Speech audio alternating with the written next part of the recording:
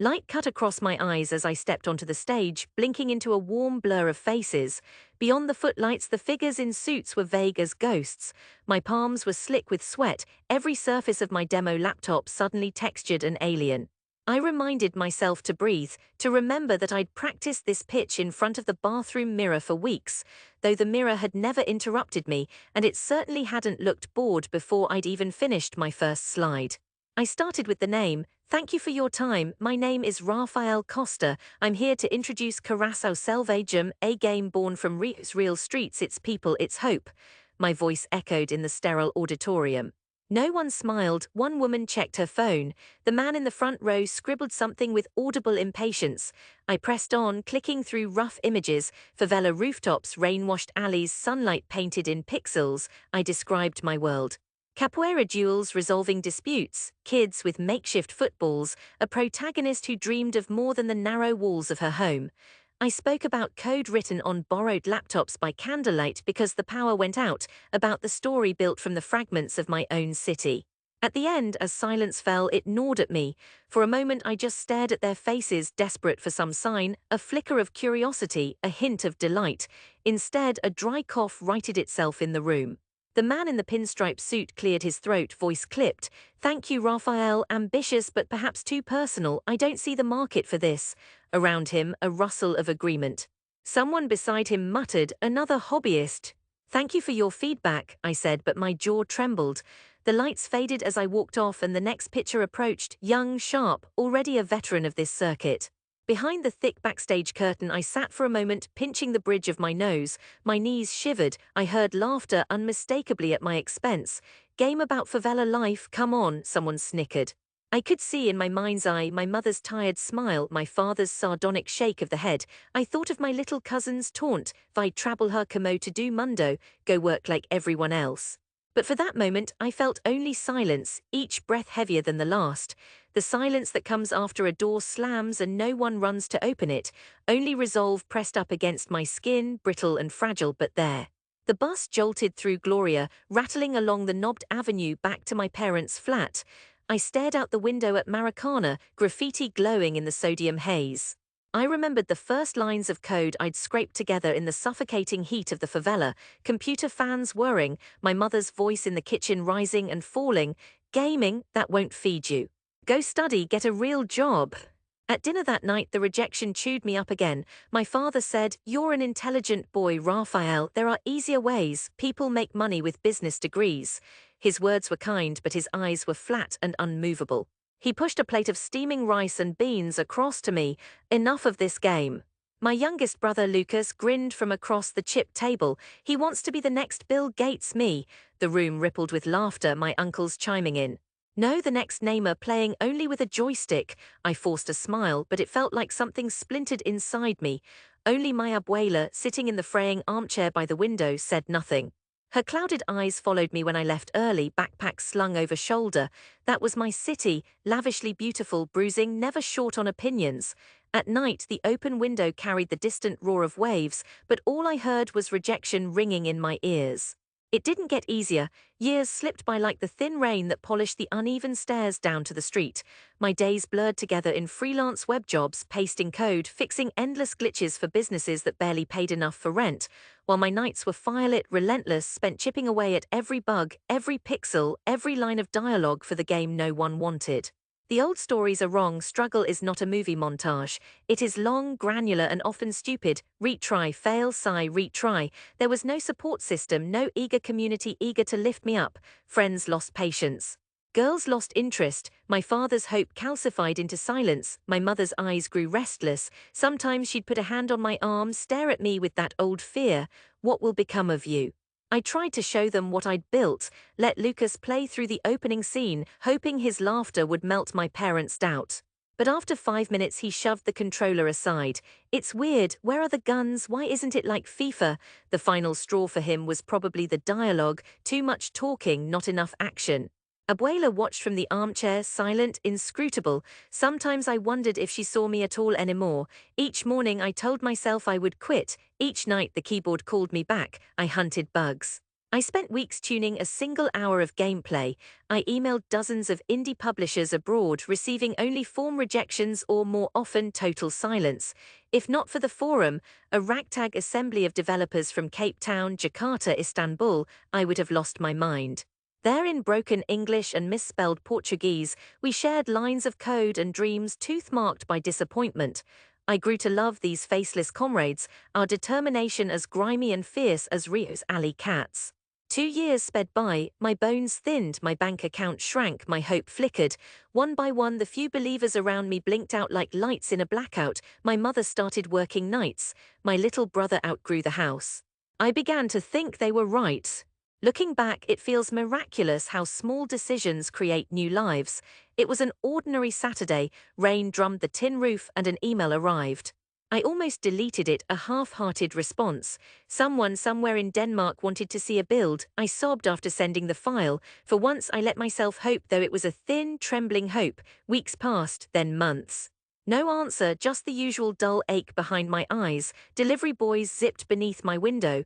Kids played barefoot on the soaked cement, their laughter distant, floating on the mist. I turned 30 and didn't mention it to anyone. On a Tuesday, the email arrived. The subject line bore the name of a publisher. My hands shook so violently I struggled to open it. "Dear Rafael," it read, "your game is remarkable. We would like to discuss a publishing opportunity." A publishing contract, real, printed, dense as a brick, arrived by messenger. My mother wept, my father stared, baffled. "So, they pay you for stories about the favela," I nodded, as stunned as he was. 6 months later, a sliver of my world full of imperfect dialogue and tarsy-shaped soccer balls launched quietly on Steam and Nintendo's online store. The morning after launch, I lay in bed as the sun sliced the shutters apart. My hands clenched the sheets, listening for footsteps, for the familiar call. My phone vibrated so hard it slid off the table. Reviewers from Brazil to Japan called my game original, poetic, raw. Players sent emails, some from Rio itself. "Feels like home," one wrote, "even if it hurts sometimes." For weeks, each day bloomed with impossible news. Suddenly I had money, far more than any web job paid. I bought a new computer, I paid my mother's debts. For the first time, my father watched quietly as I wrote code, not with approval but without sarcasm at least. There were interviews, local radio, YouTube channels. Old classmates who'd mocked me sent friend requests. A teacher from school texted, "A game from the favelas, you always were stubborn." But I did not return to the places that wounded me, not yet. The game's success was like a new suit. It felt borrowed, ill-fitting. I kept my head down, working, building an expansion with fresh characters and deepened roots. My circle grew wider, other developers reaching out, collaborations with musicians, my voice no longer trembling. It was nearly 2 years after launch that the city reached for me again. The phone call came from Dona Celeste, community leader from our old street. There was to be a festival, a celebration of the Jovans who'd left and, in rumor at least, made something of themselves. She wanted to screen Coração Selvagem in the community center, show everyone what was possible. "They need to see you, Rafael, not on the TV, in person." I hesitated, but in the quiet that followed her invitation, I heard myself say yes. For days, fear clung to me. I rehearsed what I'd say, what I'd wear. I wondered if my father would come, or if my abuela would even know me after her stroke. I told myself I had nothing left to prove, but deep down I felt like a boy at the threshold of home, carrying a secret between my teeth. When I arrived that afternoon, the air smelled of frying oil and damp grass. Samba music spilled out of the hall, vendors hawked drinks under a peeling awning. Kids zigzagged between the grown-ups, shirts untucked, eyes bright. The center was almost unchanged, the same crumbling mural basketball hoop cocked like a broken neck. Inside, the faces shifted, older, jaded, some familiar, some not. Skeptics lined the walls. The rhythm of my childhood was in their laughter and skeptical side looks. My father arrived late, flanked by 2 uncles who had aged into their mockery. Lucas nodded at me, nervous for once. My mother wore her good dress. My abuela sat in the front, chair pulled close to the screen, eyes fogged but intent. Dona Celeste hugged me, then took the mic. "This is Rafael Costa, who left us to make stories from our very streets. Let's see what he's done." The projector flickered to life with the game's opening. Rooftops shimmered as digital sunlight slanted across pixelated tile. Children cheered, recognizing their neighborhood transfigured, but it grew quiet when the story took hold. The familiar alley mapped with unvarnished detail. The main character navigating hunger, loyalty, longing. Around the room, the old laughter dissolved. People leaned forward. Some gasped, seeing their own rooflines, their mother's corner store, the way the light changed at dusk. I spoke, halting at first, then with growing steadiness. I told them about the work, the years of rejection, the fear, the futility. I'd tasted more than food. I didn't embellish. I spoke only what was true. At a key moment, the main character, worn from struggle, stood atop a virtual stairwell and looked out over Rio at dawn. The crowd recognized that stairwell. The sound of distant football echoed from somewhere deeper than the speakers. I paused the screen and looked out. Old rivals locked eyes with me, frowns slackening. Uncles who once called me lazy fell silent, hands folded. My father stood, then sat, then stood again, blinking hard. Maybe, I said, it seemed ridiculous. Maybe at times, most of the time it was. But this story, this game, you're all in it, you're the heartbeat. The room held its breath. A small boy, hair wild, shirt too big, raised his hand. Are you rich now? The hall erupted in laughter, warm and ragged. I grinned, a little, enough to share. The tension broke. Someone played the demo. Mothers tried the controller, shrieking with alarm when they lost. Fathers argued about who knew the correct shortcut. My brother spiked the air with his hand, roaring with triumph when he completed a tricky section. As the sun set, orange light honeyed the crowd. My abuela gripped my hand. Her voice, barely a whisper, found me. You brought their dreams with you, mu filho. That's worth all the gold in Rio. Later, as night claimed the street and I walked my father home, he stopped unexpectedly. He handed me a battered envelope. Your mother told me to keep this, your first sketch from long ago. It is good you didn't listen to us. I swallowed hard. We stood in the hush, the distant lights of the city blinking all the colors I remembered. Afterward, the city changed for me. I moved through the streets as if seeing them for the first time, a man who had left as a joke and returned as something like a symbol. Kids called my name, mothers clasped my shoulder, shopkeepers asked advice for their children's computer classes. I built small studios, hired locals to teach code. I spent time at the center, showing the next crop of stubborn dreamers that impossible here only means hard.